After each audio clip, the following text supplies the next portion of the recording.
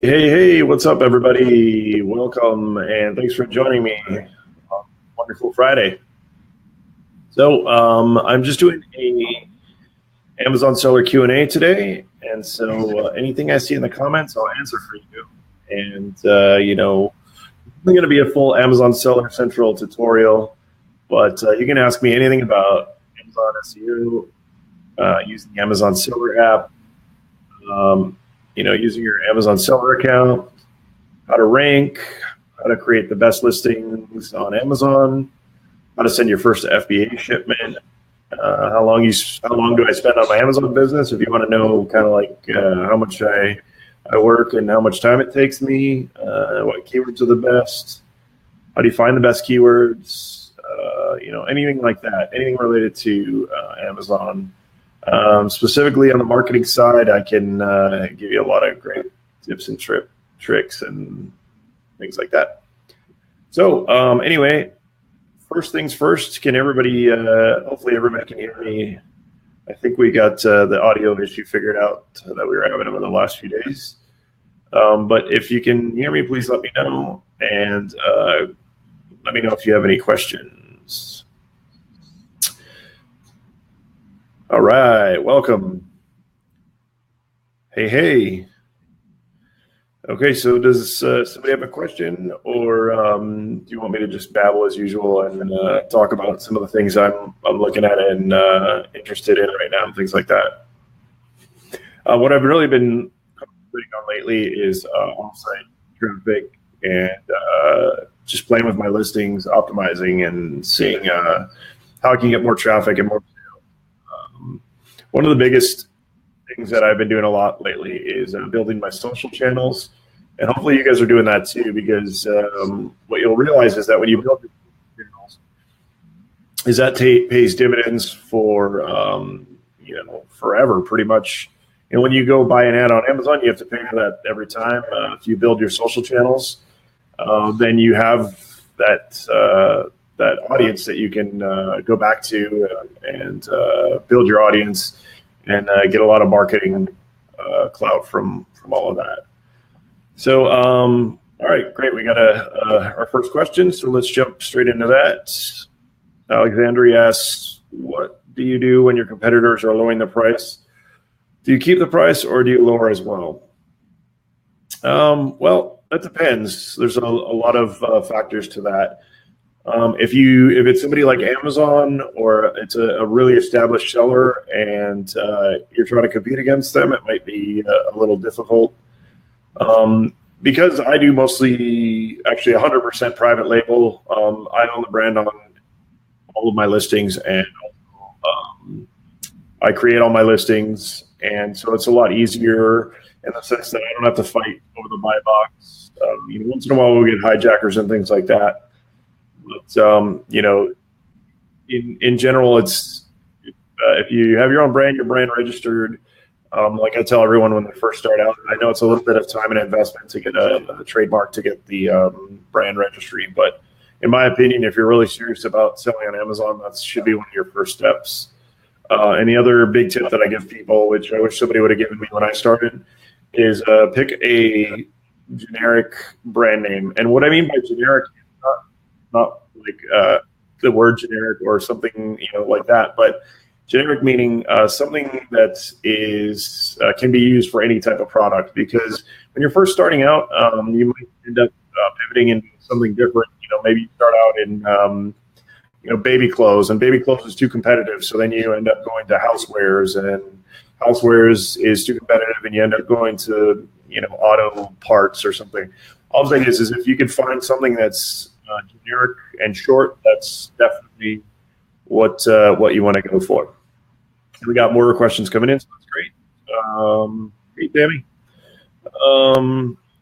Let's see here. Do you advocate focusing on stuffing of the title and bullets, even if it reads a little kludgy, or do you try to write compelling copy that will motivate the buyer, or both? Absolutely both.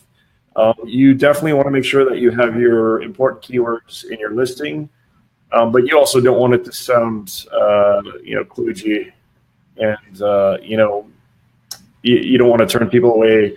You don't want to look too spammy. So it's kind of and in between. You want to get the keywords in and also make the copy sound good. It's not too hard once you start practicing, or if you. A good thing to do is to hire a copywriter, and sometimes you can find one who is familiar with Amazon SEO. But even if they are, they're not going to nail it. So what I'll do a lot of times is hire a copywriter to give me the initial copy, and then I'll go in and optimize it for the SEO. Let's see. Alexandria PL's private label, meaning I think if that's what you're asking, meaning it's all my products are branded with my own brand names. Right. Anna asks, I have a quick question. I'm a new seller and sent letters to suppliers for the first time. What should I do if they all respond? Which they have all responded. Also, do I still have time to get order in before Chinese New Year? It might be a little close to get an order in before Chinese New Year, especially if you're doing your own brand and things like that. If you're just buying something off the shelf, then you could probably get something in time. If you're starting out, I'm going to give you some great advice that I wish somebody gave me when I first started out. Don't buy a big quantity, and you might not even want to brand it. What you want to do is, buy the minimum quantity that you can get for a decent price, maybe 50 or 100, and then test the product and see if it sells well. If it does, then you can brand it and buy more. But one of the biggest mistakes new sellers make is they bite off more than they can chew right off the bat, and then they end up losing money and giving up. So that would be my advice in that sense, since it sounds like you're just in the sourcing phase. All right, let's see here. Jared Young, Amazon decided to make me change my product category because of recommendations from customers. Pretty sure it was a competitor, and sales have dropped by 75%. How should I go about getting back in my own category? Actually, we have competitors doing this to us all the time. It's kind of a dirty trick that some competitors do. What you can generally do is just write Seller Central and let them know that changing your category. It won't stop them from doing it, but as long as you stay on top of it and you keep changing it back, a lot of times the competitor will give up. Or if Amazon is tired of open tickets, then it could possibly lock the category down. But that's how you deal with it. Just keep bugging them, and the other thing you can do too is write to seller-performance@amazon.com and let them know that you think that a competitor category, and if they can, I think they have a way of keeping an eye on it. So anyway, that's in that realm. All right, anybody else? Let me know. So I'm going to go till about 3:30. I'm going to keep it about 15 minutes, and that way nobody gets bored, and everybody who wants to watch it after the fact, can get a nice amount of time to watch things, so not dedicating too much time out of the day. Quick thing to mention is I finally got to my YouTube channel, so if you want to jump on there, please do, and follow the channel. And I'll do a lot of posting here, but then if you miss it here, I'll go to YouTube, and we'll probably do some original YouTube content as well. So you can find the channel by typing in tiny.cc/Amazon seller, and that'll take you directly to the channel, and you can subscribe and things like that. So, all right, back to still no questions. So for people starting out, like Anna, some other good advice. You're probably sourcing from Alibaba or AliExpress. AliExpress is actually a good place to start when you're just starting out, because you can order small quantities and test products. That's what we do a lot of times. If there's something that we're going to sell that's similar that we can find there. Some of the stuff we custom build, so that's not an option. But usually if we're doing that, we kind of know that it's a lock already, and we're going to get a return on our investment for that product.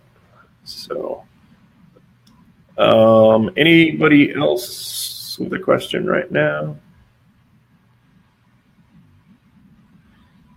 We'll go back to pricing, since somebody mentioned pricing.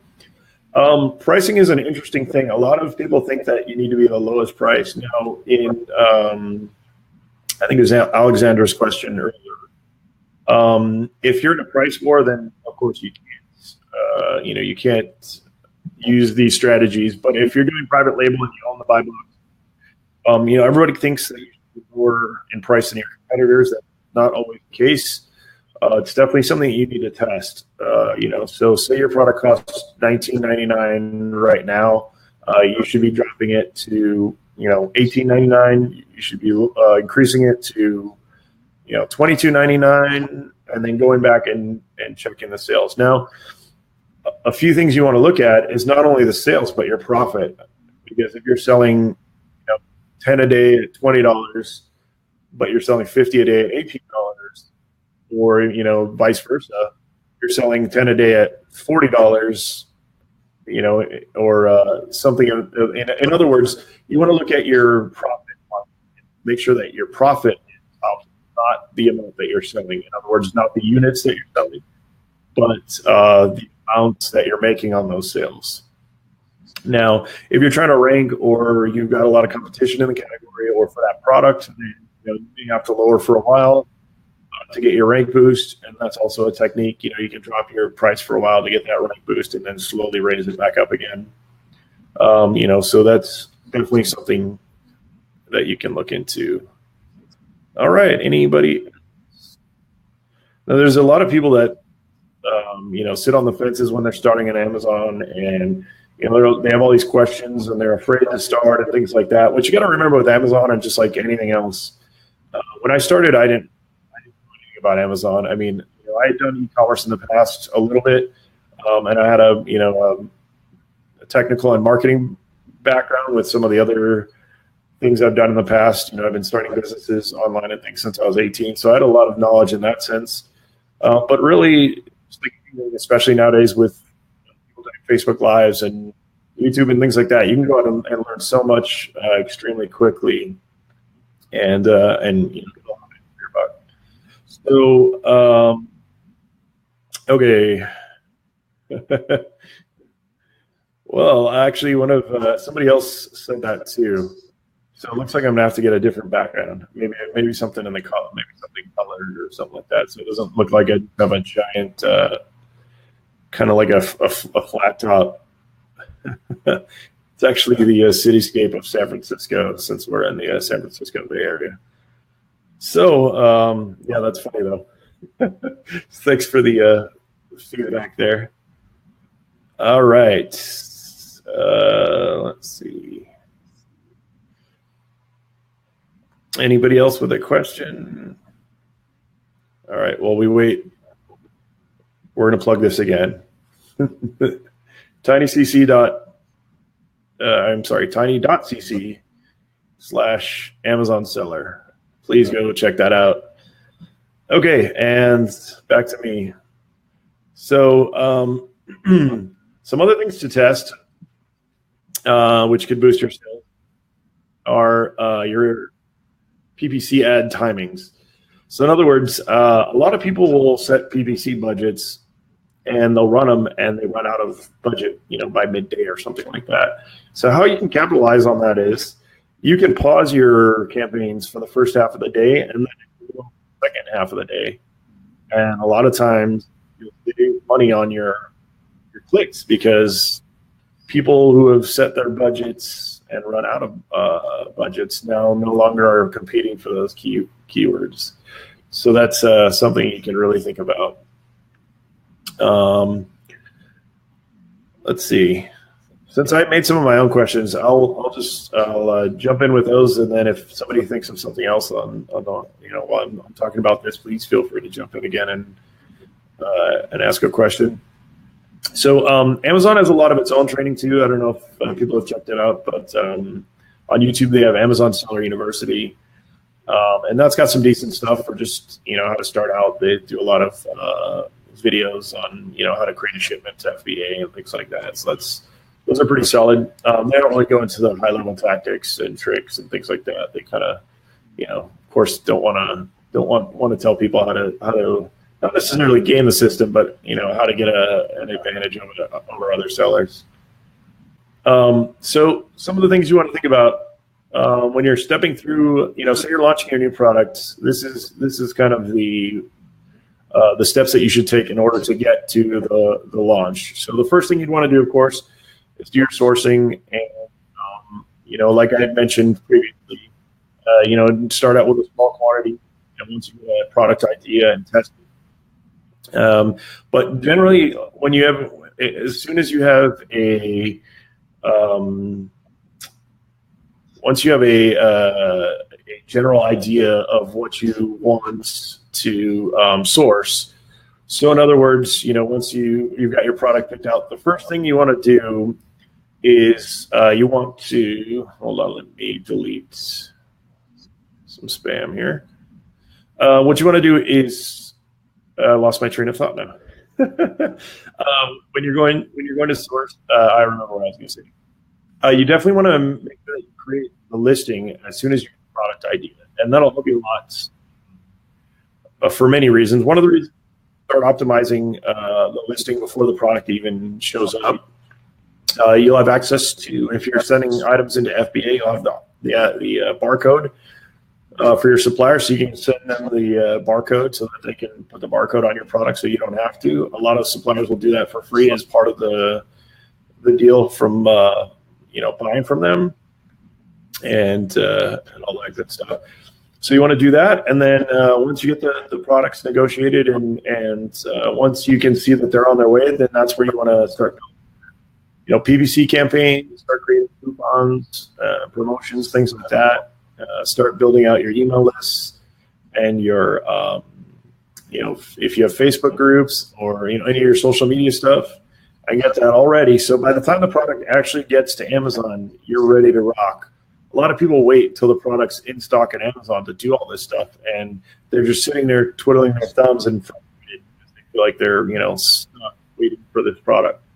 But there's a lot to do between then and launching the product. So that's what you need to do. All right. Well, it looks like there's no more questions for today.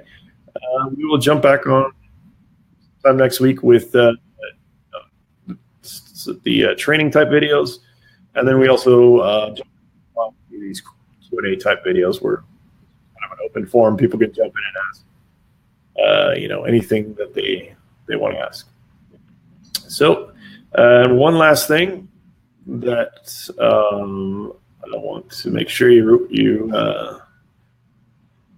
winners don't wait for chances, they take them, and that's 100% sure.